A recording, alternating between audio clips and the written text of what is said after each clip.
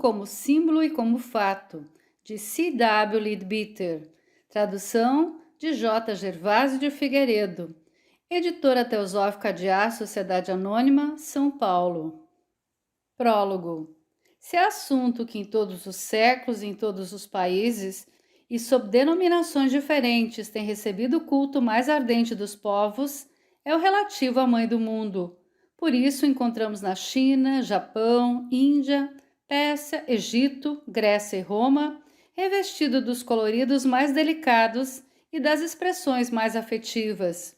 Em toda parte tem ele constituído a esperança dos aflitos, a luz dos obscurecidos, o alento dos velhos combalidos e a alegria das crianças pobres ou ricas, como também a inspiradora de artistas, místicos e idealistas e a força regeneradora de milhares de pecadores.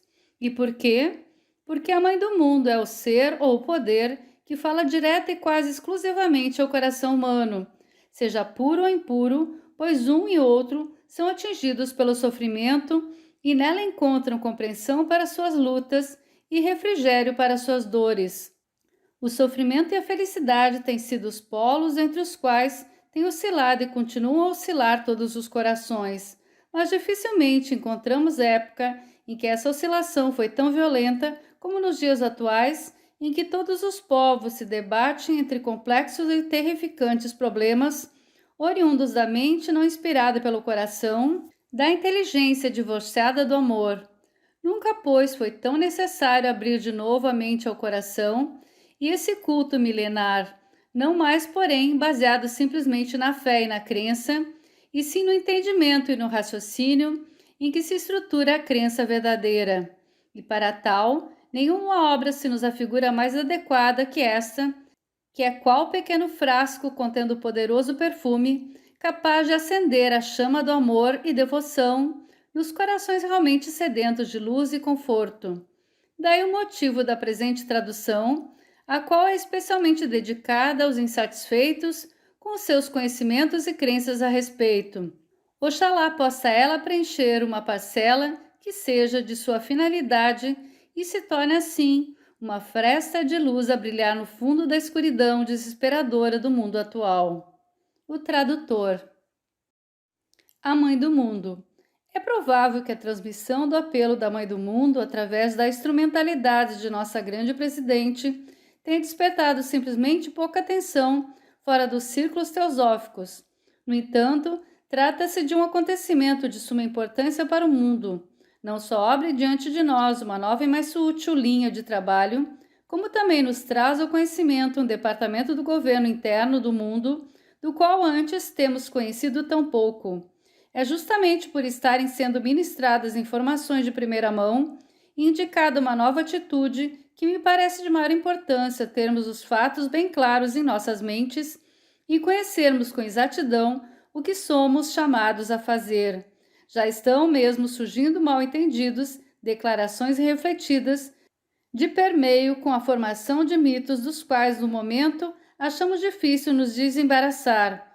Poupar-nos-emos de muitas perturbações no futuro, se pudermos agora clarear nossas concepções. Seja-me permitido citar aqui, com meu endosso e aprovação entusiásticos, um trecho extraído de muito excelente artigo escrito algures sobre um assunto completamente diferente por meu caro amigo e colega, bem conhecido de muitos de meus leitores, o reverendo Byron W. Castleberry. É de relevante importância que aspirantes que somos a discípulos de Nosso Senhor, o instrutor do mundo, comecemos a compreender por nós mesmos algo da perfeita harmonia e unidade ocultas atrás do aparente conflito entre os diversos departamentos de seu trabalho no mundo externo. É de se esperar que nas mentes de muitos despontem mal-entendidos em conexão com este assunto, mas nós, que nesse caso somos relativamente poucos, temos o dever de reduzir o mais possível nossos mal-entendidos. Não digo que possamos compreender integralmente tudo o que vemos e ouvimos. O que digo é que temos o dever de mal interpretar o menos possível.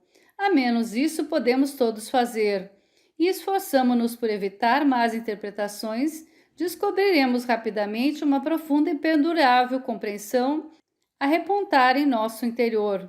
Dificilmente se poderá superestimar a importância dessa tarefa, pois o êxito do advento de Nosso Senhor ao mundo externo dependerá em grande escala da aptidão dos instrumentos que ele se digna a utilizar. Somos chamados a ser seus intérpretes para muitos que nunca terão o privilégio de ouvir sua voz. Se nossa concepção de seu propósito for descolorida por pequenos erros ou opiniões pessoais, estaremos malogrando tragicamente o aproveitamento da oportunidade que ele nos está oferecendo.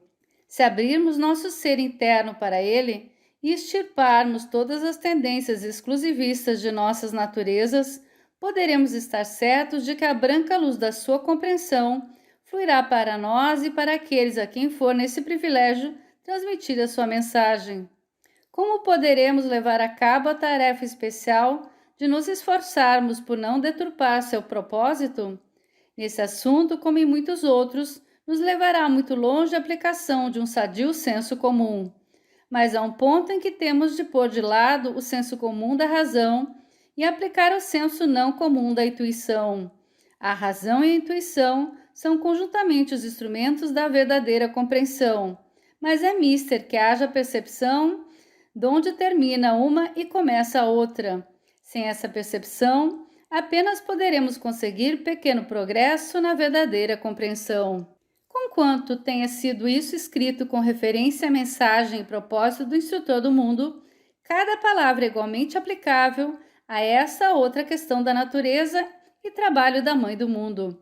Nesse caso, é também enfaticamente nosso dever compreender, e a não ser assim, não lograremos tirar toda a vantagem da maravilhosa oportunidade que agora nos é oferecida. Penso, pois, que pode ser útil para auxiliar a fazer uma clara exposição do que se conhece sobre esse assunto, o separar o mito do fato e procurar mostrar quão maravilhosamente belos são ambos. Para fazê-lo, ser-me-á necessário reunir e repetir aqui muito do que tenho escrito por aí, embora eu creia que seja proveitoso fazê-lo agora, à luz de conhecimentos mais completos, acessíveis no presente. Talvez me seja preferível iniciá-lo com uma exposição definida quanto ao que pessoalmente sei, referente à Mãe do Mundo, tratando dos fatos tais quais são, da maneira como nos concernem e do trabalho que nos cabe fazer, e pondo de lado por agora todos os mitos que têm se acumulado em torno dela.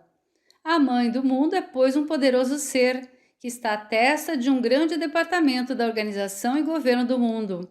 Em verdade, ela é um poderoso anjo que tem abaixo de si uma vasta hoste de anjos subordinados que ela mantém perpetuamente empregados no trabalho que lhe está especialmente confiado. Tem esse trabalho tantas e tão maravilhosas ramificações que não é fácil dar mesmo a ideia mais geral dele em poucas sentenças. Basta no momento dizer que, num sentido muito real, todas as mulheres do mundo estão a seu cargo, e muito especialmente na ocasião de sua maior prova, que é quando exercem a suprema função a elas outorgada por Deus e pela qual se tornam mães de fato. Mais especialmente entre os camponeses, tem-se contado muitas histórias de mulheres que viram a Mãe do Mundo permanecer a seu lado durante aquelas terríveis horas e de muitas que não tiveram o privilégio de a ver e contudo sentiram o auxílio e a força que ela verte. Porque devem ser os camponeses os que vêm e não as pessoas mais intelectuais?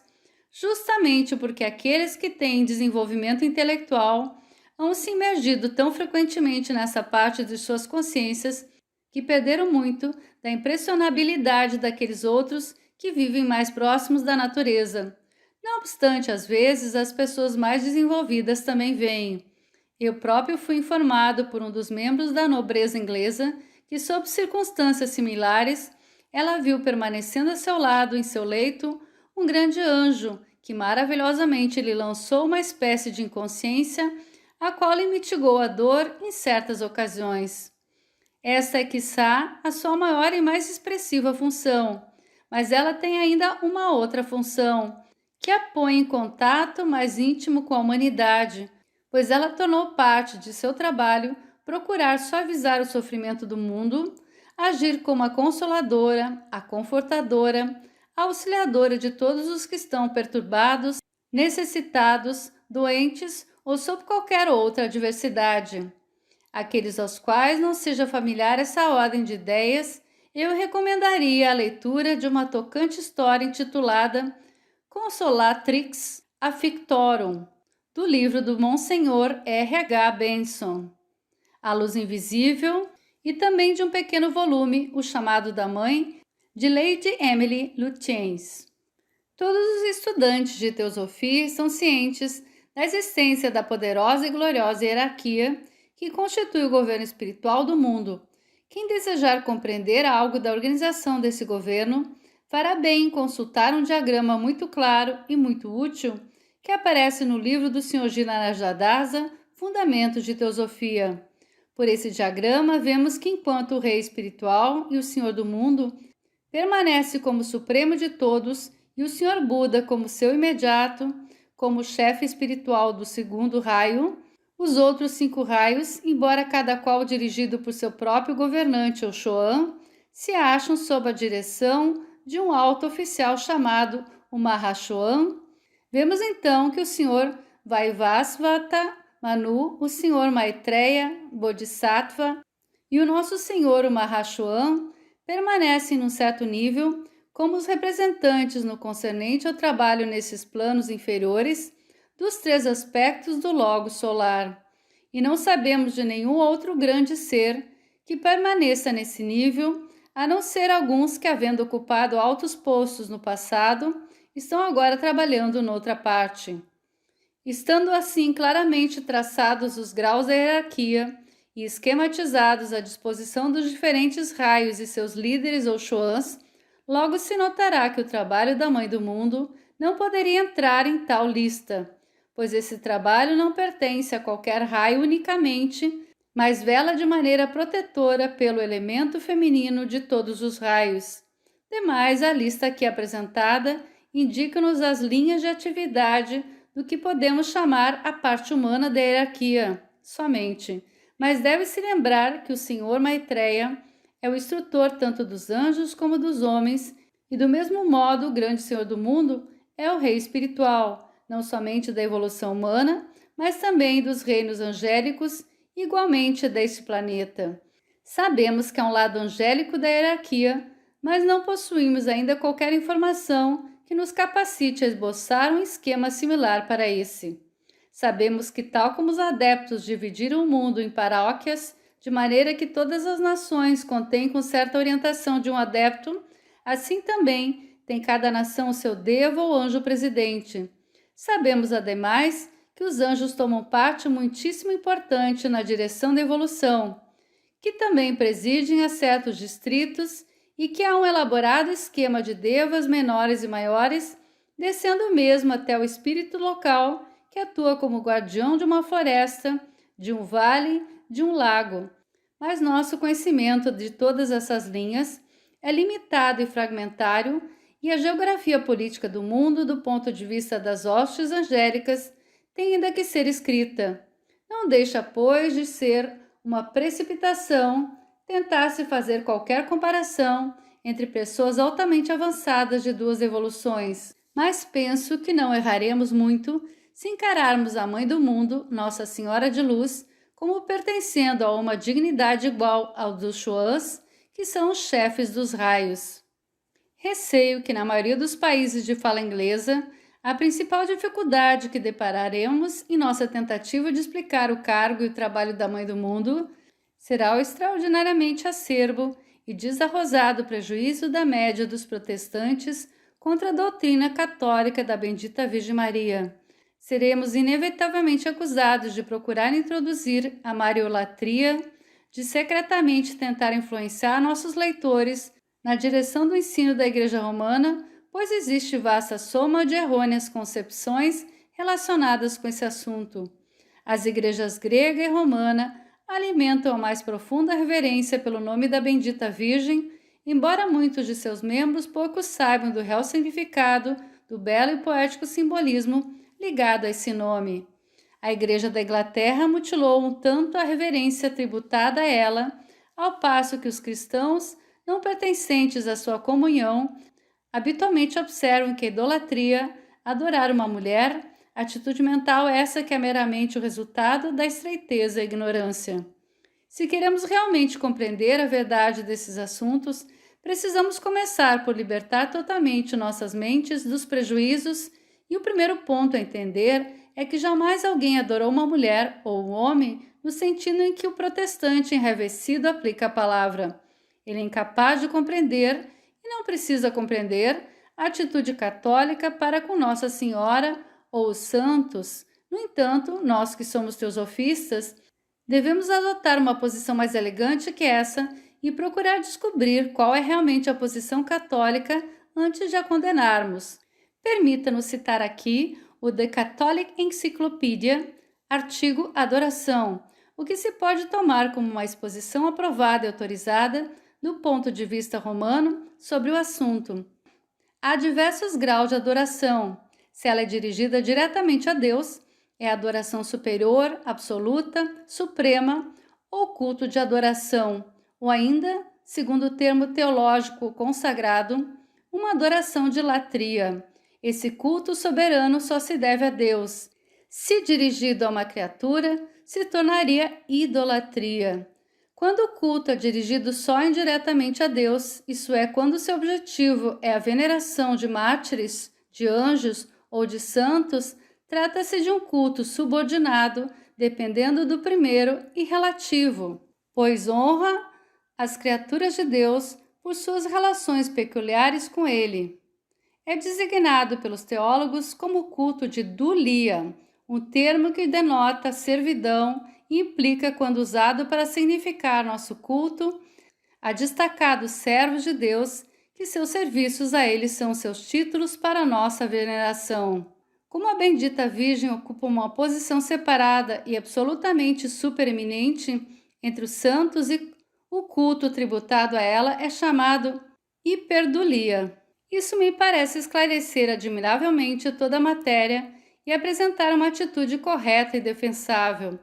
Tem surgido muita confusão da tradução dessas três palavras gregas, com as delicadas nuances de seu significado, pela única palavra inglesa, worship, adoração. Penso que esse engano, aliado à completa ignorância da maioria das pessoas, quanto às sutilezas das suas distinções teológicas e sua presteza fatal para fazerem mau juízo daqueles de quem divergem, têm sido os responsáveis por muitos mal-entendidos e o ódio consequente. Sugiro que entre nós e em nossa literatura façamos clara distinção, traduzindo somente latreia por adoração. Doileia se poderia traduzir como reverência ou veneração, e hiperdouleia como profunda reverência. Mas o ponto a gravarmos em nossa mente é que nenhuma pessoa instruída jamais confundiu em qualquer tempo ou lugar a reverência que devia e propriamente se pode oferecer a todos os grandes e santos seres, com a superior adoração que só se pode tributar a Deus, que sobre tal fato não haja nenhum equívoco. Tem havido muita falta de senso no que se tem dito acerca da idolatria, mormente pelas pessoas que estão demasiado ansiosas por impor suas próprias crenças aos que dispõem de tempo e inclinação para procurar compreender o ponto de vista dos pensadores mais sábios e tolerantes. Se tivesse suficiente conhecimento de etimologia para entender que a palavra ídolo significa imagem ou representação, poderiam talvez perguntar a si mesmas do que é que essa coisa é uma imagem, e se não é daquela realidade atrás da imagem que os tão malignos selvagens adoram, em vez da madeira e pedra de que os missionários falam tão levianamente.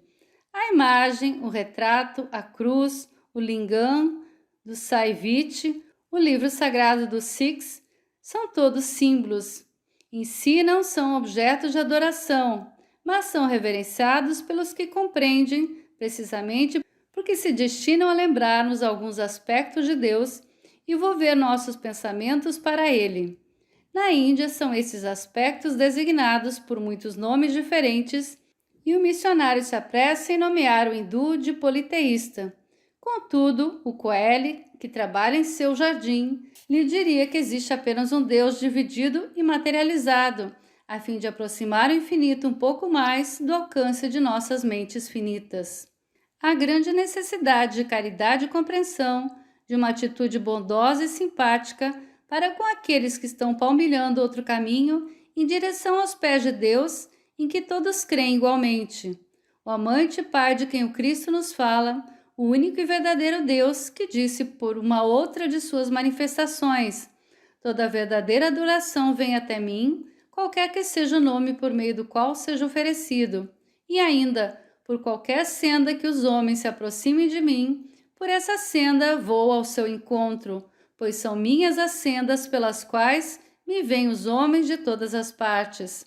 Nada existe sem Deus, e por quem quer que sintamos reverência, adoração, amor, é a Deus se manifestando através dele, conquanto parcialmente, que é oferecida tal reverência, adoração ou amor. Muitas ovelhas tenho que não pertencem a este aprisco. Também as trarei, e elas ouvirão minha voz, e haverá um rebanho e um pastor.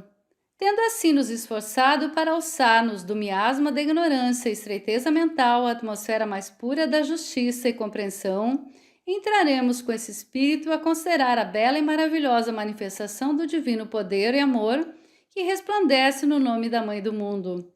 Creio não haver quem, educado ocidental, ache fácil compreender a riqueza do simbolismo usado pelas religiões orientais. Além disso, o povo geralmente se esquece de que o cristianismo é uma religião oriental, exatamente como o budismo, o hinduísmo ou o zoroastrismo. Cristo tomou um corpo judeu, isso é, um corpo oriental, e aqueles a quem ele falou usavam os métodos orientais de pensar e jamais os nossos. Em todas essas religiões se adora um maravilhoso e bem elaborado método de simbolismo, e seus crentes se deleitam em seus respectivos simbolismos. Entrelaçam-se neles interna e externamente e os combinam e expressam amorosamente na poesia e na arte. Mas nossa tendência particular é para aquilo a que chamamos praticabilidade e nos inclinamos a materializar todas essas ideias e, consequentemente, as degradamos em extremo. Nunca nos esqueçamos de que nossa religião vem do Oriente e de que, se é nosso desejo compreendê-la, devemos, antes de mais nada, encará-la como a encararia um oriental e não aplicar-lhe nossas modernas teorias científicas enquanto não verificarmos como se lhe enquadram. Podem, sim, enquadrar-se, mas se não soubermos a maneira, provavelmente faremos sossobrar tudo e correremos o sério risco de presumir que as pessoas que adotam a alegoria nada sabem a respeito e estão perdidamente erradas. De modo nenhum estão erradas. Esses belos e antigos mitos transmitem um significado sem por certo apresentar os frios fatos científicos àqueles que não desenvolveram suas mentes em grau suficiente para aprendê-los sobre essa forma. Isso foi bem compreendido pela primitiva igreja. Atrás desses delicados e poéticos pensamentos dos homens de antanho, existe muito mais do que aquilo em que crê a maioria das pessoas. É um desatino encher-se alguém de prejuízos ignaros. Muito preferível é que procure compreender. Em qualquer religião, tudo que haja ali de artístico é útil ao homem, pois sempre se apoia numa verdade real. A nós nos cabe destrinchar essa verdade, compete-nos abrir a crosta das ideias para fazer resplandecer a verdade. Tal é o que consta em relação ao belo glifo cristão da bendita Virgem Maria. Comporta 3 ideias distintas, o pensamento corrente relativo a ela. 1. A história da mãe do discípulo Jesus, o que ela foi e o que ela se tornou depois. 2. O mar de matéria virgem, o grande abismo, a água em cuja superfície se movia o Espírito de Deus.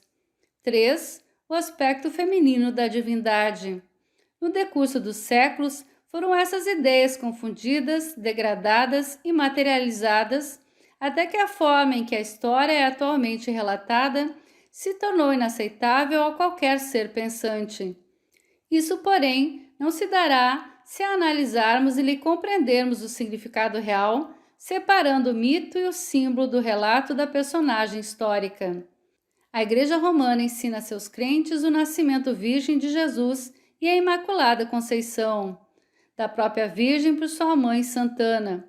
O primeiro desses acontecimentos é contrário às leis da natureza. Leis essas que são de Deus, a expressão de sua vontade, e portanto não é possível que haja ocorrido. O segundo, creio, supõe-se pelo menos por aqueles que não fizeram um estudo especial de teologia, significar que Nossa Senhora foi concebida, tal qual seu divino Filho, pela superposição do Espírito Santo, mas recorrendo a publicações católicas romanas autorizadas, noto que isso não é assim, pois se ensina que ela foi concebida de maneira comum, como o resto do gênero humano, sendo seus pais São Joaquim e Santana. Explica-se que a doutrina da Imaculada Concepção significa apenas que a maldição mítica primeva do que chama o pecado original, supostamente herdado de Adão, não foi imposto por Deus no embrião de Nossa Senhora. Desejo ser absolutamente cortês em minha exposição dessa notável doutrina, mas devo admitir que ela me parece uma invenção teológica desnecessária e mesmo fantástica. Jamais encontrei a mais ligeira evidência histórica para a grotesca história de Adão e Eva e da maçã, e suponho que toda a teoria do pecado original não passa de uma simples maneira grosseira de relatar o fato de que o homem traz consigo de sua existência anterior certa soma de karma. Se se procura interpretá-la por essa linha, talvez essa doutrina da Imaculada Conceição pudesse ser tomada como equivalente a uma declaração de que Nossa Senhora já havia esgotado todo o mau karma e, consequentemente, se encarnou na Palestina sem karma. Sobre esse assunto não tenho nenhuma informação. É um erro apresentar essas ideias como fatos ocorridos na vida de uma senhora judia. Tal não aconteceu, pois não poderia ter acontecido. Se, porém, as tomarmos como símbolo de certo estágio no processo da criação e evolução de um sistema solar, elas têm pleno cabimento e são encaradas como belas e significativas. Despido dos símbolos, o relato daquela vida é coerente e acreditável. A mesma igreja apresenta o Festival da Assunção como comemorando a ascensão de um corpo físico para o mundo celeste. Mais uma impossibilidade manifesta. Porém, quando compreendermos que isso não passa de uma descrição poética da entrada triunfante do adepto no reino angélico, logo deparamos com a propriedade do muito que se tem escrito a esse respeito e dos maravilhosos quadros que tem inspirado. Passemos, pois, antes de tudo, a considerar a última existência física de Nossa Senhora da Luz e as consequências que lhe seguiram e a levaram mais tarde à aceitação do cargo que ela ocupa presentemente. A Mãe de Jesus. Deve-se compreender que o discípulo Jesus nasceu precisamente como nascem os outros homens. Essa estranha doutrina da Imaculada Conceição, uma tentativa para explicar, como acabamos de o fazer, a história da cobertura da bendita Virgem pelo Espírito Santo e do nascimento virgem, refere-se todo esse grupo de ideias ao mito, ao símbolo. Tem um real significado e uma bela interpretação, como vou tentar mostrar, mas não concerne ao corpo físico do discípulo Jesus. A mãe desse corpo físico foi uma senhora judia de nobre nascimento, mas se crê na tradição, sem grande riqueza. Não necessitamos considerar José, que lembremos-nos era também da semente de Davi, um carpinteiro, pois isso faz parte do simbolismo e não da história. Segundo esse simbolismo, José é o guardião da bendita Virgem, da alma no homem. Ele representa a mente, e porque a mente não é o criador da alma, mas somente seu provedor e decorador, José não é um pedreiro, como o grande arquiteto do universo, mas um carpinteiro. Não precisamos imaginar Nosso Senhor como trabalhando na oficina de um carpinteiro. Isso é simplesmente um exemplo da confusão e materialização pelos que não compreendem o simbolismo. A mãe de Jesus foi, pois, uma das mulheres da nobreza da Judéia, uma descendente da casa real de Davi. Em verdade, aquela que foi escolhida para tão elevada honra deve ter sido pura e sincera e de caráter imaculado, uma grande santa, pois ninguém que não fosse tal poderia dar nascimento a um corpo tão puro, tão maravilhoso e tão glorioso. Ela viveu uma vida santa e divina, de terrível sofrimento, que ela suportou com maravilhosa paciência e nobreza e ainda com admiráveis consolações. Muito pouco sabemos de seus detalhes, vislumbramos-los apenas incidentalmente em escassas narrativas contemporâneas, mas foi uma existência que nos fará bem imaginarmos para nós mesmos um exemplo pelo qual bem podemos agradecer a Deus. Isso a fez progredir muito na senda ascendente, um progresso suficiente para tornar possível um curioso e belo desenvolvimento posterior que preciso agora explicar. Os estudantes da vida interna sabem que quando o homem atingiu o ápice da parte puramente humana de sua evolução, levando o próximo passo à condição super-humana do adepto, a um reino tão definitivamente acima da humanidade como o homem está acima do reino animal. Quando ele realizou o objetivo por cuja causa se fez homem, diante dele se abrem diversas linhas de crescimento e se lhe deixa em liberdade para escolher qual delas tomará. Eventualmente também há condições em que essa escolha pode ser antecipada em alguma extensão. Não é esse o lugar para discutir a alternativa. Basta dizer aqui que uma das possibilidades é tornar-se ele um grande anjo ou mensageiro de Deus, ou aderir à evolução dévica, como diria o indiano. E foi essa linha que a senhora Maria escolheu quando ela atingiu o nível em que a existência humana não mais lhe era necessária. Uma vastidão de anjos nunca foram seres humanos, porque sua evolução veio por uma outra linha, mas há anjos que foram homens, que num certo estágio desse desenvolvimento escolheram seguir a linha angélica, uma linha muito gloriosa, magnífica e auxiliadora. Assim, aquela que há 2000 anos gerou o corpo de Jesus, em fim de que mais tarde pudesse ser tomado pelo Cristo, é agora um poderoso Espírito. Através de todos os séculos tem sido derramado a seus pés muitos e belos entusiasmos e devoções, milhares e milhares de monges e freiras, milhares e milhares de homens e mulheres sofredores vieram diante dela derramar sua tristeza e lhe pediram que, por sua vez, ela apresentasse suas petições a seu filho. Essa última prece representa uma concepção errônea, pois aquele que é eterno Filho de Deus e ao mesmo tempo Cristo dentro de cada um de nós, não necessita que ninguém lhe interceda por nós. Antes de falarmos, ele sabe muito melhor do que nós o que de melhor necessitamos. Nós estamos nele e por meio dele fomos feitos, e nada do que foi feito se fez sem ele, nem nós, nem a menor migalha de pó em todo o universo. Mais perto está ele que a respiração, mais próximo que as mãos e os pés. O indivíduo de entendimento não suplica intersecção aos grandes anjos, pois sabe que aquele a quem todos os anjos vivem e se movem e tem o seu ser, já está fazendo para cada um de nós o melhor que pode ser feito. Mas exatamente como alguém pode pedir o auxílio de um ser humano encarnado, como por exemplo pedir o estímulo de seu pensamento, assim também pode pedir o auxílio do mesmo amigo humano quando fora de sua roupagem de carne, e de modo idêntico se pode pedir a mesma espécie de auxílio dos grandes espíritos em seus níveis superiores. Nisso não há nada de desarrazoável ou de anticientífico.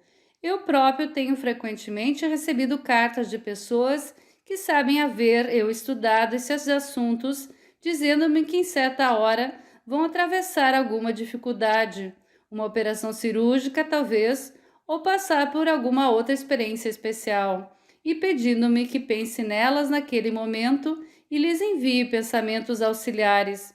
Naturalmente, sempre as atendo, e como sei que não pode haver efeito sem causa, e reciprocamente não pode haver nenhuma devida causa que não produza seu efeito, não ignoro que se eu ou qualquer de vós se der ao trabalho de fixar o pensamento em alguém imerso em tristeza ou dificuldade e procurar emitir-lhe ideias auxiliadoras e colocar diante dele algo que o fortaleça em suas inquietações, podemos estar perfeitamente certos de que essa fórmula pensamento produz seu efeito, de que ela vai atuar naquela pessoa. De sua receptividade dependerá a extensão em que será auxiliada, bem como da intensidade do pensamento e de várias outras circunstâncias, mas que algum efeito produzirá, podemos estar absolutamente certos. E assim, quando a algum desses grandes seres enviamos um pedido de pensamento bondoso, auxiliar ou fortalecedor, quer dirigido a um santo ora encarnado, ou alguém que haja deixado a carne, ou a um dos grandes anjos, seguramente esse auxílio nos virá e nos fortalecerá. Tal se dá com a Mãe do mundo. Contudo, aos que desejariam fazer-nos crer que todo esse esplêndido bom sentimento, todo esse amor e extrema devoção foi um desperdício e inutilidade. Por incrível que isso nos pareça, a nós habituamos a um pensamento mais amplo e sadio. Positivamente creio que, em sua curiosa ignorância, os mais rubicundos inimigos da Igreja creem atualmente em tal coisa. Vão ainda mais além e chegam a dizer que é errado, pernicioso e blasfemo ao homem sentir esse amor e devoção por ela. Isso tange a loucura, mas temo que existam de fato tais pessoas. Sem dúvida que a verdade é que nenhuma devoção, nenhum amor, nenhum bom sentimento foram em qualquer época errados, seja quem for a pessoa a que tenham sido enviados. Podem ter sido erradamente dirigidos, a devoção, a afeição, têm sido frequentemente prodigalizadas a objetos indignos, mas não constituem um ato errado da parte do prodigalizador, e tão só uma falta de discernimento. Para o indivíduo foi sempre um bem diluir-se em amor e desenvolver assim a sua alma. Lembrai-vos que se amamos qualquer pessoa, é ao Deus interno dessa pessoa que estamos amando. O Deus dentro de nós reconhece o Deus dentro de nosso amado. O íntimo clama pelo íntimo, e o reconhecimento da divindade é bênção. O amante vê frequentemente no amado qualidades que nenhum outro pode discernir, mas essas boas qualidades estão ali latentes, pois o Espírito de Deus está dentro de cada um de nós. E a crença ardente e a forte afeição do amante tendem a chamar à manifestação essas qualidades. Aquele que mentaliza um outro tende a tornar esse outro naquilo que ele pensar deva ser. Poderíamos nós admitir que tenha sido desperdiçada essa maravilhosa e bela devoção dirigida à Mãe do Mundo? Qualquer indivíduo que assim pense deve ter muito pobre compreensão da economia divina. Desde o início dos tempos, jamais foi desperdiçado nenhum sentimento verdadeiro e santo, nem o será no futuro, pois Deus, que a todos nos conhece tão bem, dispõe que o menor toque de devoção, o menor sentimento de compreensão, o menor pensamento de adoração sejam sempre recebidos, sempre preencham a sua mais plena possibilidade e sempre recebam resposta dele. Neste caso, em sua amantíssima bondade, ele designou a Mãe de Jesus como um poderoso anjo para receber essas preces, para ser um canal delas, para aceitar essa devoção e encaminhá-la até ele. Portanto, a reverência a ela oferecida e o amor vertido a seus pés nunca foram por um momento perdidos, colheram seus resultados, fizeram seu trabalho. Século após século, os mais ricos tesouros da arte extraíram sua inspiração de sua divina maternidade. Suas glórias foram gravadas em hinos aos sons medidos das mais magnificentes músicas.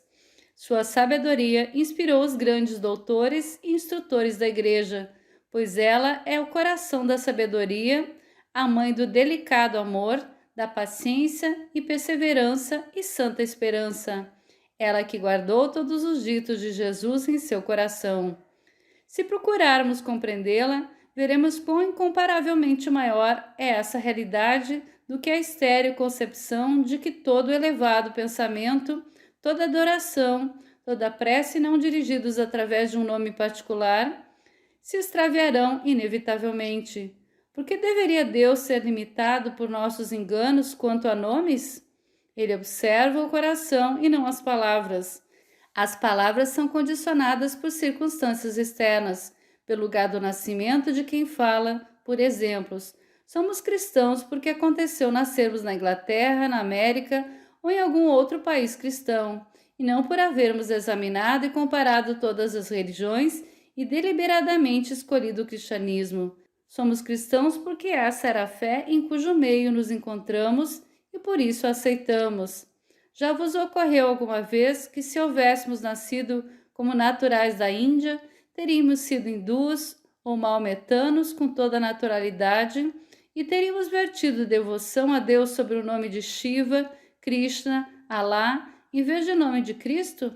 E que, se houvéssemos nascido em Ceilão ou Burma, teríamos sido ardorosos budistas? Que importância a Deus estas considerações locais? É porque sua lei de perfeita justiça, por seu esquema de evolução, que uma de suas criaturas nasce na Inglaterra e outra na Índia ou Ceilão, segundo suas necessidades e seus merecimentos. Quando a devoção é vertida por qualquer homem, Deus a recebe por meio do canal que ele designou para aquele homem, e assim todos estão por igual satisfeitos e se cumpre a justiça. Seria uma enorme e notória injustiça alijasse ou rejeitasse uma devoção honesta. Os métodos de Deus são outros que não os nossos, e maior e mais amplo que o nosso é o seu alcance dessas coisas, como escreveu Faber, pois nós tornamos seu amor tão estreito por nossos próprios falsos limites e magnificamos seu rigor com um zelo que ele não quer para si. As histórias que ouvimos acerca da Mãe do Mundo podem bem basear-se em fatos. Ouvimos falar de seu aparecimento em vários lugares a vários povos. A Joana d'Arc, por exemplo, é sobremodo provável que ela tenha feito que este grande anjo se haja mostrado ora como mulher, ora como homem, pois nada há que possamos denominar sexo em tal elevação. Jamais antecedeu uma improbabilidade disso, e é totalmente inadmissível que todas as pessoas que testificam essas aparições fossem iludidas ou hipnotizadas ou vítimas de algum estranho erro. Todos os estudiosos sabem que um ardente pensamento sobre qualquer assunto produz fortes formas pensamento, que muito se aproximam da visibilidade.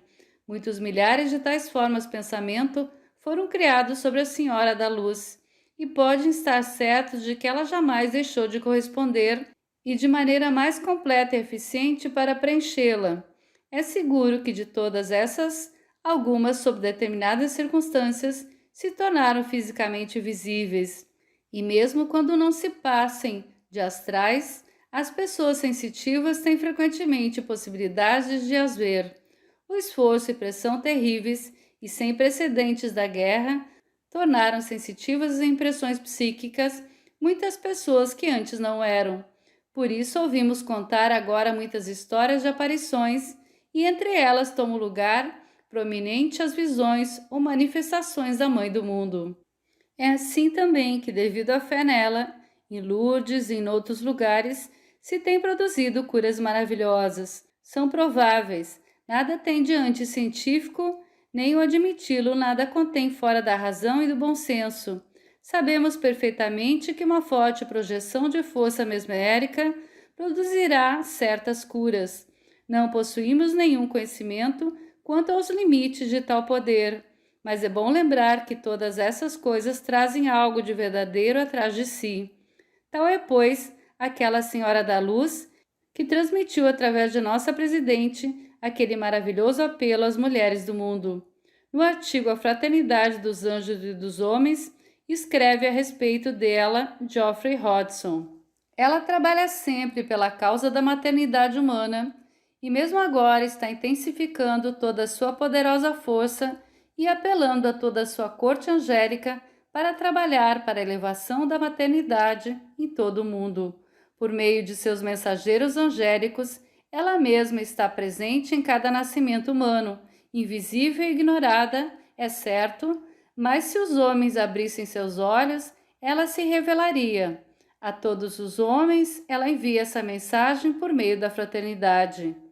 Em nome daquele que há muito tempo gerei, venho em vosso auxílio. Toda mulher eu trouxe para o meu coração, para guardar ali uma parte dela, por meio da qual eu possa auxiliá-la na sua hora de necessidade.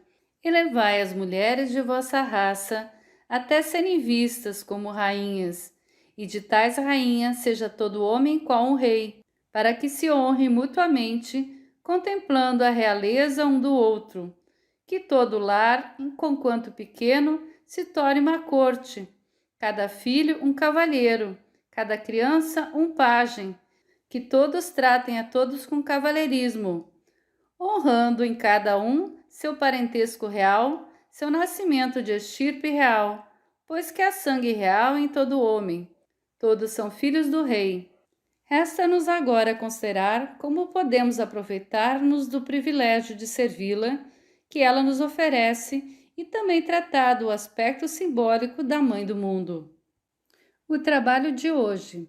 Temos agora que volver-nos para a história moderna e considerar o trabalho de hoje da Mãe do Mundo e a oportunidade que ela nos ofereceu recentemente para tomar certa parte neste trabalho.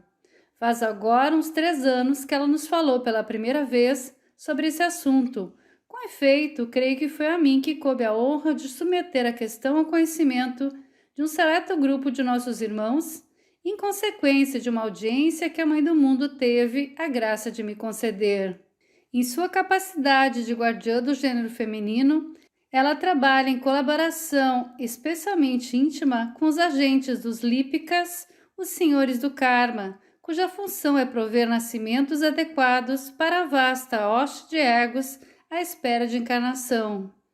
Essa é uma matéria de considerável dificuldade que requer o mais delicado ajustamento para conciliar exigências em conflitos, pois, sem dúvida, o karma opera em ambas as direções. Se a karma do ego, prestes a chegar, ter estes e aqueles pais que lhe darão ou lhe retirarão as oportunidades que ele conquistou, também é karma de tais pais terem este ou aquele filho, o qual pode, evidentemente, afetar suas vidas muito seriamente e trazer-lhes muita alegria ou muita tristeza. Nesse ponto particular da história, o Manu de nossa quinta raça raiz está trabalhando pelo desenvolvimento de uma nova sub-raça, a sexta, que terá de possuir certo número de novas características consideravelmente além das comumente exibidas pelo homem mediano da época presente. Como está ele trabalhando para trazer à existência a sua nova sub-raça? Lembrai-vos de que nisso não existe nenhum milagre. A nova sub-raça não é criada por um simples toque. Deve nascer a lentos degraus daquilo que já existe. Suponho que se o Manu quisesse, poderia apanhar um grupo de pessoas e dizer-lhes: sereis a nova sub-raça, e poderia operar algumas modificações em seus corpos e cérebros que tornariam isso possível. Mas a natureza não trabalha dessa maneira, e ao dizermos a natureza não trabalha dessa maneira, entendemos, não é assim que haja vontade do Logos. Toda mudança é gradual e podemos ver por que tal deva ser assim. Somos entidades viventes, todos nós, e, portanto, só muito lentamente podemos ser modificados em nossa constituição. Podeis tomar o que chamais a matéria inanimada, por certo, não está realmente inanimada. Podeis tomar o metal e modelá-lo de maneira relativamente rápida numa outra forma, mas se for de jardineiro, precisais habituar uma planta ou uma árvore numa certa forma, não podeis agarrá-la e modificar imediatamente toda a sua forma, como farias com o metal. Se o tentasseis, provavelmente destruireis a árvore, tendo que persuadi-la gradualmente a crescer nessa ou naquela direção. Dá-se o mesmo com os organismos vivos. Sei que todos os organismos são vivos, mas uns são mais vivos que outros. É exatamente o que se dá conosco. Dentro de nós temos a possibilidade de desenvolver todas as características necessárias a essa nova sub-raça. Não tenho nenhuma dúvida de que as possuímos todos nós. Pelo menos assim o espero. O mesmo se dá com vossos filhos. Têm eles a necessária capacidade dentro de si, mas necessitam de desenvolvimento, e tal desenvolvimento deve ser gradual se pretendeis preservar a unidade e a sanidade do ser vivente. Também o método do Manu e de seus lugares tenentes, existem milhares de devas e homens trabalhando abaixo dele, é o de desenvolvimento gradual. Às vezes nos ouvis falar de crianças e jovens que prometem. Que queremos dizer com isso? Pelo menos nessa época particular, o que queremos dizer é que há crianças que estão já mostrando algumas das características dessa nova sub-raça. Não todas as características. Seria coisa excessivamente rara encontrar uma criança mostrando todas as características da nova subraça. Se houvesse uma dessas, essa estaria talvez se encaminhando para o adeptado ou pelo menos para o aratado. Mas tais manifestações são ainda muito raras. Entre vós podereis encontrar uma criança que mostrasse 25% das características da nova subraça. Mesmo então, sereis muito felizes, pois até isso é muito desusual, e é conveniente, ou por outra, é um solene dever proporcionar todas as oportunidades de crescimento na reta direção. Eis que justamente agora está Nossa Senhora, a Mãe do Mundo, preocupada com esse assunto, o de oferecer encarnações adequadas a egos bem desenvolvidos, o que de maneira alguma significa tarefa fácil. Muitos milhares de egos estão prontos e ansiosos para reencarnar-se, a fim de poderem auxiliar o trabalho do instrutor do mundo, mas é muito grande a dificuldade de encontrarem corpos adequados. Por exemplo, temos o caso dos que morreram na Grande Guerra, que tombaram no campo de batalha em defesa da verdade e da retidão. A guerra foi com efeito uma coisa terrível. Da parte de seus provocadores, foi talvez o maior crime da história humana. Mas uma vez eclodida, aqueles que dirigem a evolução a utilizaram como meio para selecionar seu material, para permear o trigo separando da palha. Todos os mais nobres homens de sua geração participaram dela de uma ou de outra forma. Foi uma tremenda prova que se lhes aplicou. Eles enfrentaram a situação, passaram pela prova, aproveitaram a oportunidade. Portanto, conquistaram um karma maravilhosamente bom, conseguiram por si mesmos uma soma de progresso que nas condições mais comuns não teriam obtido numa dúzia de encarnações. Por si mesmos, ganharam o mérito de nascer na sexta subraça.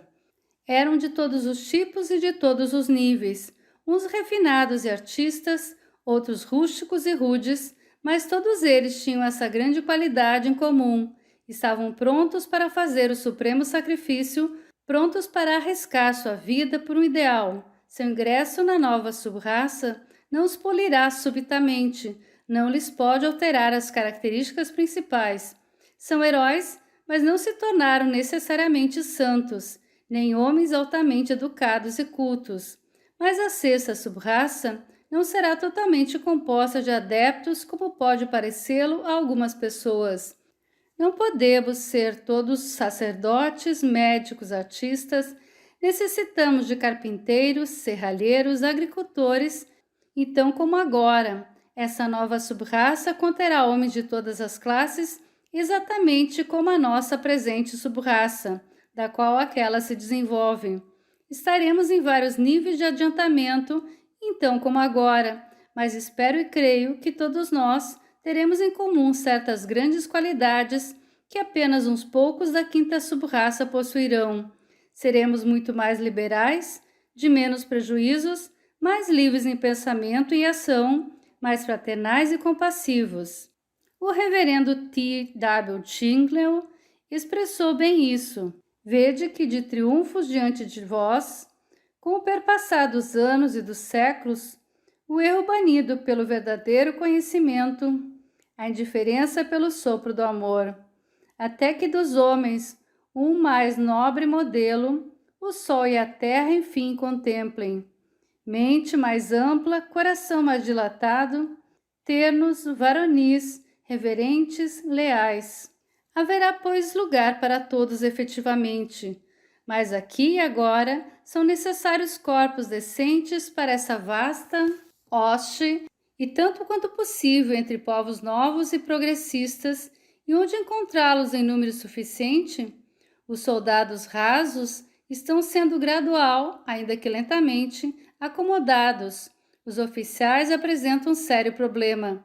Em consequência de incessata e dispersiva ostentação, no mundo ocidental está tomando vulto a nociva tradição de que os homens e mulheres não estão em condições de se casarem e de que as grandes famílias são demasiado dispendiosas para ser praticamente possíveis. Não compreendendo a maravilhosa oportunidade que seu sexo lhes oferece, as mulheres desejam estar livres das restrições do casamento a fim de poder imitar as vidas e ações dos homens, ao invés de tomarem partido de seus privilégios peculiares. Tal linha de pensamento e ação é evidentemente desastrosa para o futuro da raça, pois significa que muitos da melhor classe de pais não tomam parte em sua perpetuação, mas deixam inteiramente nas mãos de egos os mais indesejáveis e menos evoluídos. Do ponto de vista oculto, a maior glória de uma mulher não consiste em tornar-se líder na sociedade, nem receber um alto grau universitário ou em viver nos baixios de um desdenhoso isolamento, mas sim em preparar veículos para os egos que estão próximos a encarnar-se, bem como zelar por um lar em que seus filhos possam ser conveniente e ditosamente treinados para viver sua vida e executar o trabalho que lhes foi determinado no mundo. E essa função das mulheres não tem de ser encarada como algo a esconder e a repudiar, algo de que devem ficar semi-envergonhadas. É a maior glória da encarnação feminina, a grande oportunidade que as mulheres têm e os homens não têm. Os homens têm outras oportunidades, mas esse privilégio realmente maravilhoso da maternidade não é deles. São as mulheres que executam essa grande obra para auxílio do mundo, para a perpetuação da raça, e o executam à custa de sofrimento de que nós homens não temos nenhuma ideia. É justamente por ser isso assim, isso é, por causa da grande obra realizada e dos sofrimentos que daí decorrem, que existe este departamento especial do governo do mundo. E o dever de seus oficiais é velar por todas as mulheres na hora de seu sofrimento e proporcionar-lhes o auxílio e força permitidos por seu karma. A Mãe do Mundo tem sob suas ordens vastas hostes de seres angélicos e, por ocasião do nascimento de cada criança, um destes seres está sempre presente como seu representante, de modo que podemos muito acertadamente dizer que nesse e através desse representante, a Mãe do Mundo está presente ao lado de toda mãe sofredora. Sua assistência se estende a todos indistintamente. Ela não faz nenhuma distinção entre ricas e pobres, entre santas e pecadoras, entre casadas e não casadas. É a mesma incorporação da divina piedade e compaixão, e lhe basta que um corpo infantil se aproxime do mundo e uma mãe necessite do serviço que é sua alegria prestar. O que a Mãe do Mundo deseja é levar a cabo a espiritualização de toda a ideia da maternidade e matrimônio, e aqueles de nós que a desejarem servir deverão esforçar-se para aplicar nessa direção toda e qualquer influência de que disponham. Alguns de nós talvez possam fazer conferências, outros podem escrever artigos. Ela não está de maneira alguma satisfeita com a posição geral da opinião pública da Europa sobre essa questão. Diz ela que a maternidade não é realmente nada compreendida pela maioria dos povos dos países ocidentais. Não é encarada como deveria, qual um alto e maravilhoso privilégio, mas é antes considerada algo quase degradante. Ela se simpatiza plenamente com as mulheres que, muito acertada e justamente, se rebelam contra a ideia de serem escravas da concupiscência dos homens, mas declara que, não obstante, a visão geral do assunto não é de modo algum tal que deverá ser. Ela afirma que os indivíduos se casam por todas as espécies de razões errôneas e materiais, às vezes meramente por concupiscência e desejos, às vezes por motivos de conveniência, tal como unir dois patrimônios que coincidem em estarem vizinhos, às vezes para obter posição e título, e às vezes simplesmente por dinheiro. Ela sustenta que a única razão real para o casamento é quando existe entre as duas partes um verdadeiro amor espiritual de grande intensidade, pois é somente sob tal condição que o casal pode prover veículos adequados a egos altamente desenvolvidos. As ideias hindus sobre estes pontos são habitualmente muito melhores, mas ainda aí não são postas totalmente em prática. Nesse momento, ela considera de vital importância procurar converter o mundo ocidental para o ponto de vista mais espiritual, pois é principalmente de pais da quinta subraça que hão de nascer os filhos da sexta subraça. Sob muitos aspectos, parece que diante de nós está se iniciando uma nova era. Aparecem sinais da aurora de um novo dia. Essa era, esse dia, deve ser a era da mulher, e o dia da mulher, pois, como assinalou um de nossos mestres há muito tempo, enquanto a mulher não assumir o seu justo lugar no mundo, ela não poderá gerar corpos dignos do Buda ou Cristo. Numa nota marginal em Os Paradoxos da Alta Ciência de Eliphas Levi, deparamos com o seguinte: os autores de The Perfect Way têm razão. A mulher não deve ser considerada apenas um apêndice do homem, pois não foi feita para ser mero benefício ou prazer, tanto quanto não foi ele para ela. Ao contrário, ambos têm que ser compreendidos como forças iguais, embora individualidades diferentes.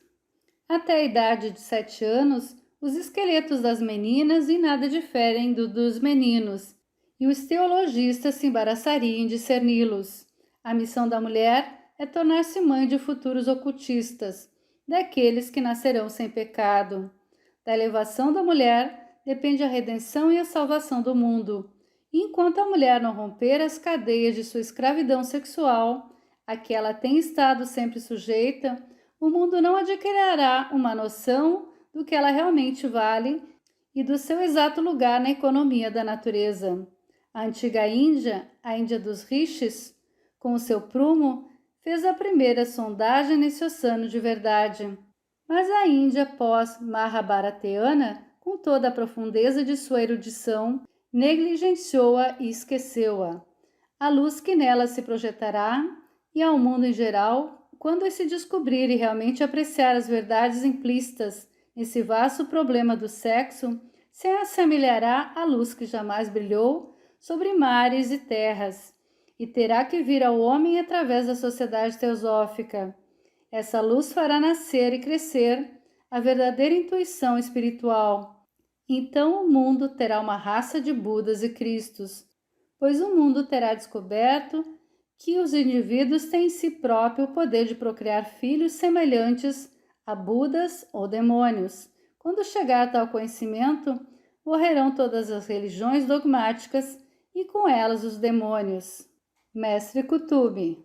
Em conexão com essas ideias, Nossa Senhora, Mãe do Mundo, naturalmente liga a maior importância à educação das crianças. As exigências da presente época a forçam a procurar pais prospectivos, principalmente entre as classes cultas.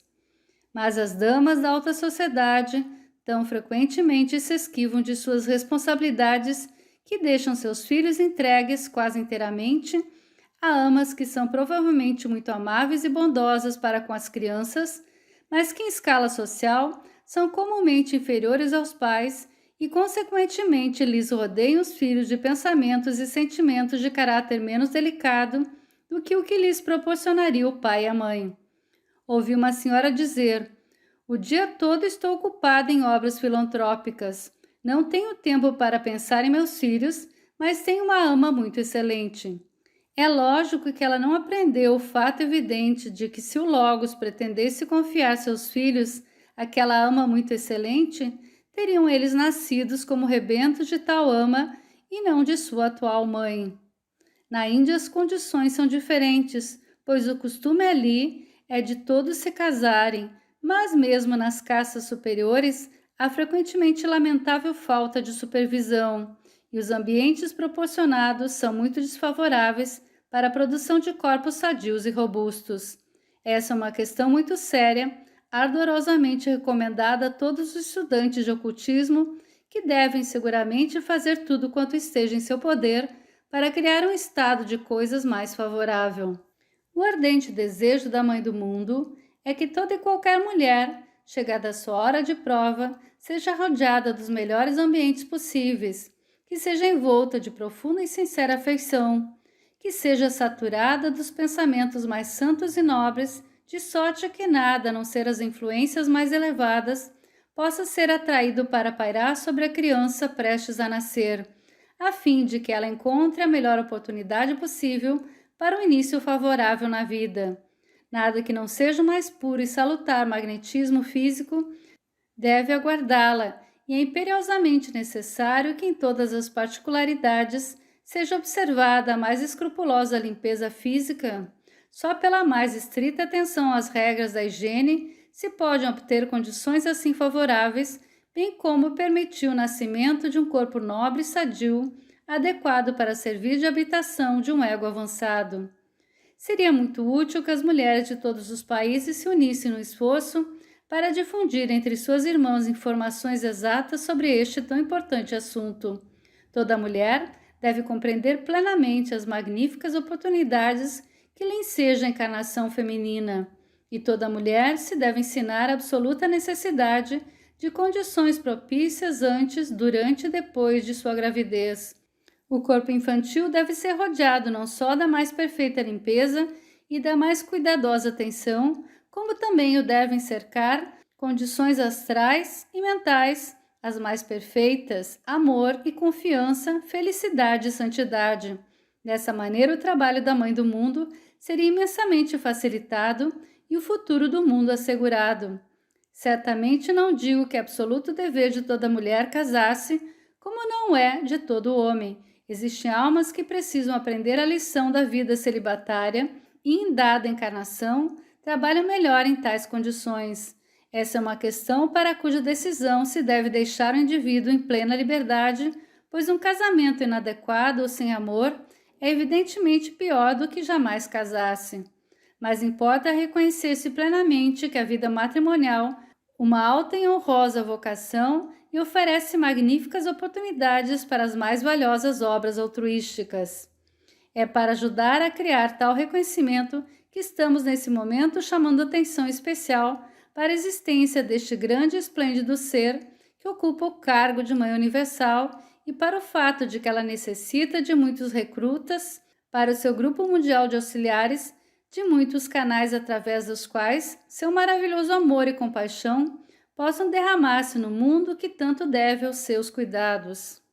Pois ela agora reina eternamente, entre os anjos esplêndida ardente, dando o amor de seu reservatório infindo, de seu coração transbordante, dos aflitos a principal consoladora, de milhares de corações a inspiradora, rainha do céu, estrela do oceano, bem longe derrama ela seus raios.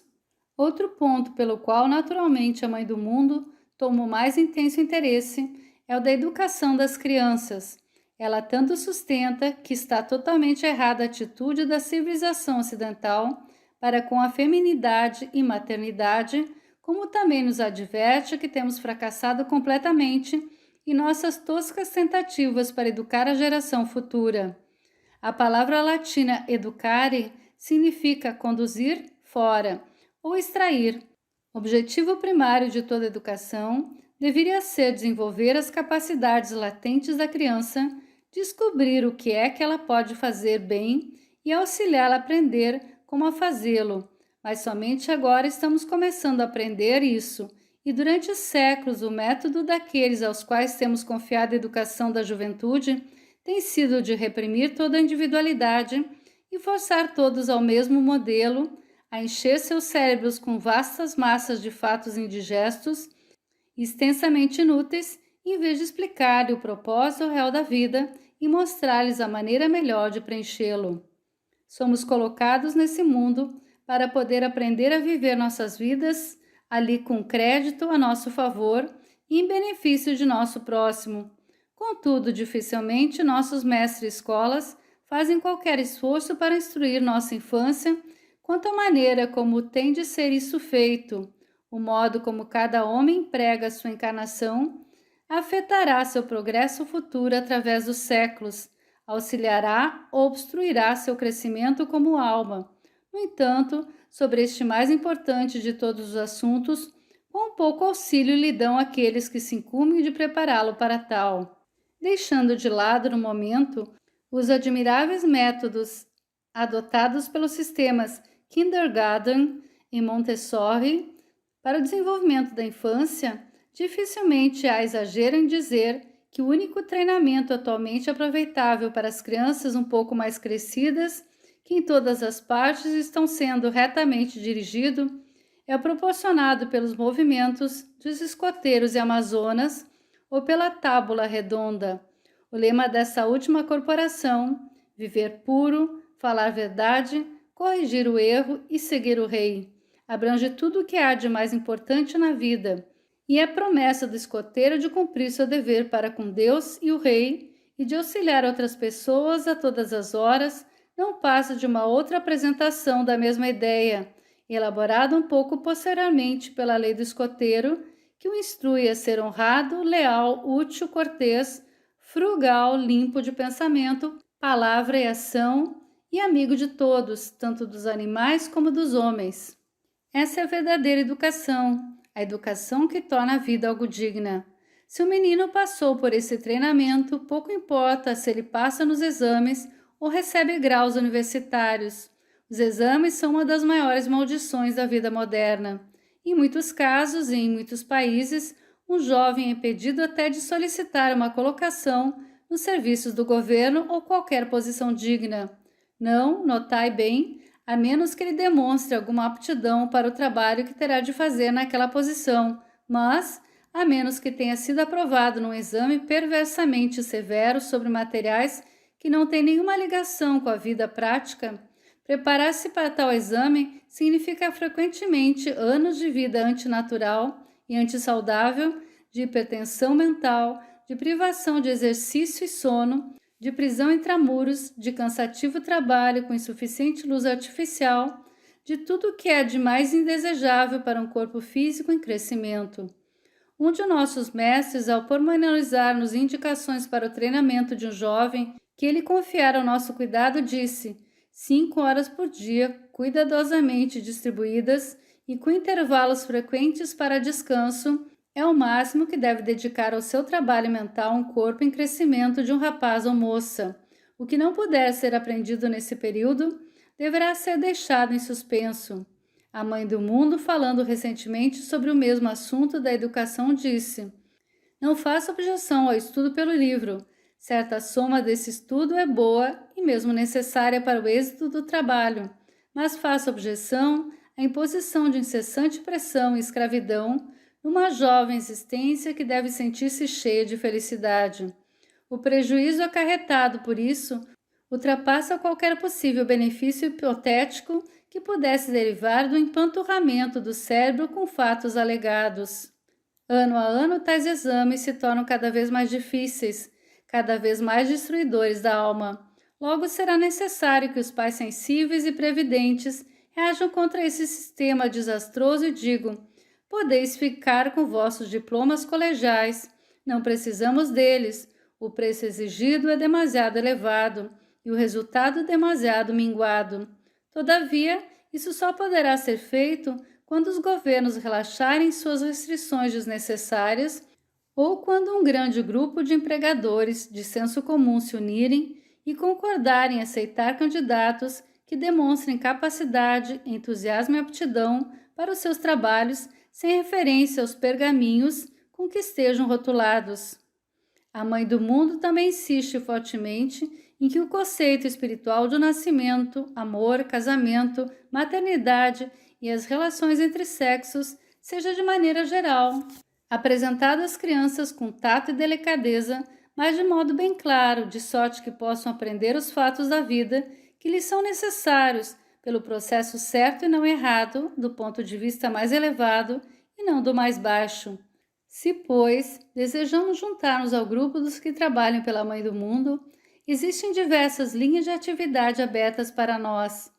Pela palavra, pela pena ou usando influência particular sobre amigos, podemos fazer o possível para movimentar e expor a grande ideia da espiritualização do amor e do casamento, colocando diante de todos, jovens e velhos, os mais elevados ideais sobre esses assuntos, insistindo com eles a não aceitarem nada que lhes seja inferior. Ou podemos procurar auxiliar a instrução de mulheres sobre a higiene do parto e sobre a necessidade da preparação física e espiritual para este ato, ou ainda ajudar na provisão de condições adequadas para mulheres pobres, tanto antes como depois da época da parturição. Também podemos ainda dedicar-nos a qualquer um dos ramos de trabalho relacionados com o favorecimento da espécie conveniente de educação para crianças de várias idades. Cabe-nos ter em mente a grande função da Mãe do Mundo, como consolatrix afflictorum, a consoladora dos aflitos. E assim, qualquer auxílio que pudermos dar ao nosso semelhante em sofrimento, lhe seja dado em seu nome, atraindo deste modo para o sofredor sua benigna influência e bênção. Finalmente, entramos agora numa breve consideração do simbolismo que no decorrer das idades tem estado associado com o conhecimento e o culto da Mãe do Mundo, pois a tentativa de misturar este simbolismo com os fatos já descritos se deve muita confusão que tem envolvido a ideia central e frequentemente parece torná-la inacreditável. A matéria virgem. Deus no absoluto é eternamente um, mas Deus em manifestação é dual, vida e substância, espírito e matéria, ou como diria a ciência, força e matéria. Quando Cristo, um gênito do Pai, nasce de seu seio e olha para trás em contemplação do que subsiste, ele vê como que um véu projetado sobre aquilo, um véu a que os filósofos da antiga Índia deram o nome de Mula Prakriti, a raiz da matéria, não a matéria tal qual a conhecemos, mas a essência potencial da matéria, não o espaço, mas o interior do espaço, aquilo do qual tudo procede, o elemento continente da divindade do qual o espaço é uma manifestação. Mas o véu de matéria também é Deus, é em realidade parte de Deus, tanto quanto o Espírito que atua sobre ela. O Espírito de Deus se movia sobre a superfície das águas do espaço, mas as águas do espaço são divinas em sua feitura, tal qual o Espírito que se move sobre elas, pois em nenhuma parte nada existe sem Deus. Tal é a substância original, imanente, da qual foram feitas todas as coisas.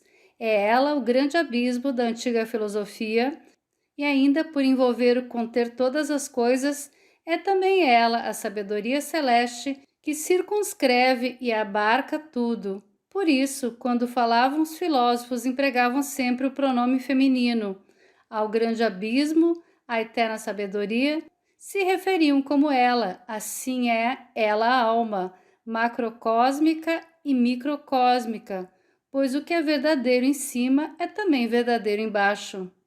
Essas ideias são algo complexas e estranhas para o pensamento moderno, mas se desejamos compreender uma religião oriental, devemos dar-nos ao incômodo de adotar essa maneira oriental de encarar as coisas, e então entenderemos como é que ela, esse aspecto da divindade, é referida como a mãe, filha e esposa de Deus. Filha porque ela também provém do mesmo Pai eterno, esposa porque pela ação do Espírito Santo sobre a matéria virgem tem lugar o nascimento de Cristo no mundo, e mãe porque só por intermédio da matéria é possível a evolução que faz com que o Espírito de Cristo nasça no homem. Assim, além da Trindade solar, na qual habitualmente pensamos, existe a primeira de todas as trindades, formando quando daquilo que nos parece o nada surgiu a primeira manifestação. Pois nessa primeira e mais elevada de todas as trindades, Deus o Pai é o absoluto. Aquilo com toda a reverência podemos chamar a feição estática da divindade. Desse Pai irrompe o Cristo, realmente o segundo aspecto da divindade e contudo a primeira manifestação, pois Deus o Pai não é visível a ninguém. Depois, pela interação da divindade em seu aspecto seguinte, o do Espírito Santo, que representa a feição dinâmica da divindade, a vontade em ação, dessa essência, dessa raiz de toda a matéria, emanam todos os mundos e todas as posteriores manifestações nos níveis inferiores, qualquer que seja a sua espécie, inclusive mesmo a Santa Trindade de nosso particular sistema solar. O aspecto mãe da divindade se manifesta, assim como o éter do espaço, não o éter que conduz as vibrações da luz até nossos olhos, pois esse é de natureza física, mas o éter, a éter do espaço, chamado Koilon na química oculta, e sem a qual nenhuma evolução existiria, e que, no entanto, subsiste virgem e incontaminado após concluída toda a evolução.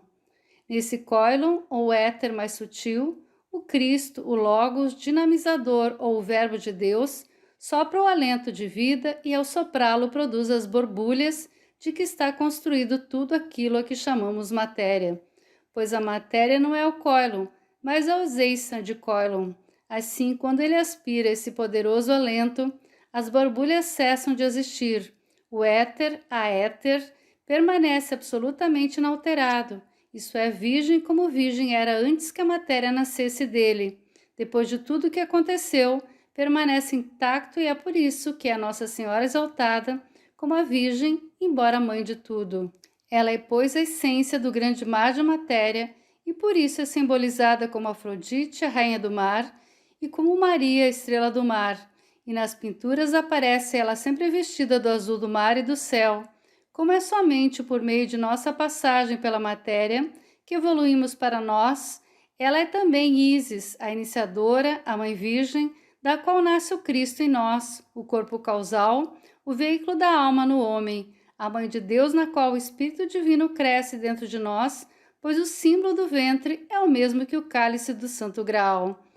É ela representada como Eva descendo à matéria e a procriação, como Maria Madalena enquanto em união desnatural com a matéria e ao alçar-se limpa de matéria. Ela de novo Maria, a Rainha do Céu, imersa na vida eterna. Enquanto permanecemos no estágio inferior de nossa evolução e sujeitos ao domínio da matéria, ela é para nós verdadeiramente a Mater Dolorosa, a Mãe Triste ou Mãe das Tristezas, pois todas as nossas tristezas e perturbações nos chegam através de nosso contato com a matéria. Mas tão logo dominemos a matéria, tão logo para nós o triângulo nunca mais possa ser obscurecido pelo quadrado, então é ela para nós, Nossa Senhora da Vitória, a glória da Igreja triunfante, a mulher tendo por vestido o sol a seus pés, a lua e a cingir-lhe a cabeça uma coroa de 12 estrelas. A doutrina da final ascensão e imersão da raiz da matéria no absoluto, de sorte que Deus seja o todo em todos, interpenetrada sobre essa linha simbólica, está representada na Assunção da bendita Virgem Maria. Todos os grandes festivais da Igreja Cristã objetivam mostrar a seus aderentes, estágio por estágio, o que é que acontece na obra do grande arquiteto do universo, quer na evolução do cosmos, quer no desenvolvimento do homem. Ao estudarmos esses mistérios, nunca devemos nos esquecer da regra dos antigos filósofos, como em cima, assim é embaixo, pois o que quer que deparemos realiza-se nessa poderosa evolução mundial. Também encontraremos repetido em seu nível inferior, no crescimento do homem e reciprocamente, se aqui embaixo pudermos estudar o desenvolvimento de Deus no homem, descobriremos ser tal estudo de incalculável utilidade para auxiliar-nos a compreender aquele desenvolvimento infinitamente mais glorioso, resultante da atuação da vontade de Deus no universo como um todo. E à medida que aprendemos, não devemos deixar de levar à prática a lição, como escreveu um poeta: eu preciso tornar-me a Rainha Maria, e o nascimento a Deus preciso dar, se na bem-aventurança celestial quiser eu viver para todo sempre. Notai também, para melhor compreensão do simbolismo, que Cristo, Espírito, sendo de natureza deífica, ascende para seu próprio poder e volição, tal qual por sua própria vontade. Ele, no princípio, irrompe do selo do Pai, mas Maria, a alma, ascende, é erguida pela vontade daquele que é ao mesmo tempo seu Pai e seu Filho, pois o primeiro Adão, disse-se São Paulo, foi tornado uma alma vivente, mas o último Adão, o Cristo, é o nascido de si mesmo, ou espírito dador de vida. Assim, seguindo Adão, que personifica a mente, todos morrem, mas em Cristo todos se tornam redivivos. O aspecto feminino da divindade. Precisamos compreender que nossa mais elevada concepção da divindade combina tudo o que há de melhor das características de ambos os sexos. Deus, contendo tudo dentro de si mesmo, não pode ser referido como exclusivamente masculino ou feminino. Ele não pode deixar de ter muitos aspectos e, na religião cristã, tem havido grande tendência para esquecer esse fato cardeal de múltipla manifestação. Na perfeição da divindade se revela tudo o que há de mais belo, tudo o que há de mais glorioso no caráter humano. Nesse caráter temos duas classes de qualidades. Umas que mentalmente ligamos principalmente ao lado masculino, o mais positivo do homem, e outras que ligamos mais comumente em nosso pensamento ao lado feminino. Por exemplo, a força, sabedoria, direção científica e o poder destruidor que na religião hindu é simbolizada por Shiva. Tudo isso interpretamos habitualmente como masculino, mas o amor, beleza, gentileza, harmonia, ternura consideramos mais especificamente como femininos. Contudo, todas essas características são igualmente contempladas por nós na divindade e é natural que os homens lhe hajam separado esses dois aspectos e hajam pensado na divindade como pai e mãe. Até muito recentemente, esses dois aspectos têm sido considerados por todas as religiões do mundo e por isso seus partidários não só reconheceram deuses, como também deusas. Na Índia vemos Parvati, Lakshmi, Uma, Sarasvati. Na Grécia houve Hera, Afrodite, Deméter, Palas Atenas. No Egito Ísis, Néftis. Na China Kuai Yin. Em Roma Juno, Vênus, Minerva, Ceres, Diana, Belona. Noutras religiões ainda encontramos Astarte ou Astarô, a rainha do céu. As imagens de Ísis com o infante Horus nos braços são exatamente iguais às da bendita Virgem carregando o infante Jesus. Com efeito, disse que as antigas estátuas egípcias estão ainda em uso em diversas igrejas cristãs da atualidade. Os cristãos ignorantes acusam as antigas religiões de politeístas de adorar muitos deuses. Não passa isso de uma errônea compreensão do seu significado. Todas as pessoas instruídas sempre aprenderam que existe só um Deus, mas também aprenderam que esse único Deus se manifesta sob diversas maneiras e em muitos respeitos, tanto então plenamente através do corpo feminino como do masculino, ou tanto através do que se chama o lado negativo da vida, como através do seu lado positivo. Nós que fomos educados nas ideias cristãs, achamos às vezes difícil perceber que temos estreitado tanto o ensinamento de Cristo, que em muitos casos o que agora conservamos é tão só uma simulação do que ele originalmente ensinou. Fomos educados no tocante à religião de maneira não filosófica. Nunca aprendemos a apreciar o valor do estudo comparativo da religião e da mitologia. Os que o têm feito anos a fio notam que tais estudos projetam um jato de luz em muitos pontos que de outra maneira são incompreensíveis. Descobrimos que se tudo é Deus e se nada existe sem Deus, então a matéria é Deus, tanto como o espírito, e existe um lado, o aspecto feminino e passivo da divindade, como o masculino, e contudo esse Deus é um e não há nenhuma duplicidade nele. Tudo que existe é Deus, mas podemos contemplá-lo através de muitos vidros diferentemente coloridos e de muitos pontos de vista diferentes. Podemos contemplá-lo como o poderoso Espírito formando todas as coisas, mas essas coisas formadas, essas formas, não deixam de ser Deus, pois nada existe sem Deus. E assim vemos o que podemos chamar o lado feminino da divindade, e do mesmo modo que o lado masculino da divindade tem muitas manifestações, também o tem o lado feminino. Destarte, naquelas remotas épocas, havia muitos deuses e deusas, cada qual representando um aspecto, e os deuses tinham seus sacerdotes, como as deusas suas sacerdotisas, que desempenhavam na religião parte tão importante quanto a dos sacerdotes. Mas nas últimas grandes religiões, o cristianismo e o maometismo, ambas oriundas do judaísmo, que ignorava o lado feminino, o instrutor do mundo não decidiu tornar proeminente essa divisão. Por isso, no cristianismo e no maometismo, temos só o sacerdote e as forças que são derramadas através dos serviços da igreja, embora incluam todas as qualidades, são, no entanto, dispostas e dirigidas de maneira a fluir somente através da forma masculina, pelo menos presentemente.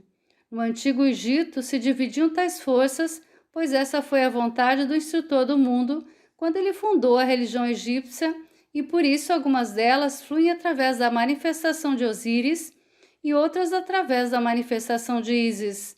Daí que algumas eram administradas pelos sacerdotes de Amen-Ra, no Deus Sol, e outras pelas sacerdotisas de Ísis. Ísis era de todos os modos tão profundamente honrada e tão altamente considerada em todos os sentidos como qualquer dos aspectos masculinos. Era ela a grande deusa e mãe benfeitora, cuja influência e amor penetrava todo o céu e terra. Já é tempo de aprenderem os cristãos a compreender o simbolismo de sua igreja, de aprenderem a ver como ele é multilateral, de sorte que cada ideia possa diante de nós apela para uma hoste de pensamentos úteis e elevadores, e não para um só pensamento. Já se faz referência a outra linha de símbolos em que os diferentes estágios da vida terrena de Cristo figuram as 4 grandes iniciações, ao passo que sua ascensão figura a 5ª. Nessa linha também entra a história de Nossa Senhora Maria, pois em sua natividade se figura o primeiro aparecimento da matéria em conexão com o ego em sua individualização, ao passo que a Anunciação representa o que é comumente chamado conversão, a que envolve o homem para a reta direção e torna o nascimento do Cristo dentro dele um resultado necessário uma vez completado o longo período de gestação. No mesmo esquema, a Assunção significa o pleno e final erguimento do ego até a mônada. Se considerarmos a outra parte da simbologia, a que se refere à descida do Cristo na matéria em seu nascimento, a natividade dela é a formação de Mula Prakriti, pela projeção da segunda pessoa, da maneira anteriormente mencionada, enquanto que a Anunciação é a primeira descida do Espírito Santo na matéria. O Espírito Santo desce e cobre com sua sombra Maria, os mares da matéria virgem. O Espírito de Deus se movia sobre a face do abismo, e assim a Anunciação é aquela primeira descida que, noutra fraseologia, chamamos a primeira expansão, que traz os elementos químicos à existência, mas somente depois de um longo período de gestação é a matéria preparada para a segunda expansão, que provém da segunda pessoa da Trindade, e Cristo nasce na matéria como no dia de Natal. Mais tarde ainda vem a terceira expansão, quando cada homem individualmente recebe em si a centelha divina, a mônada, e assim nasce a alma ou ego no homem, mas isso é um estágio muito ulterior.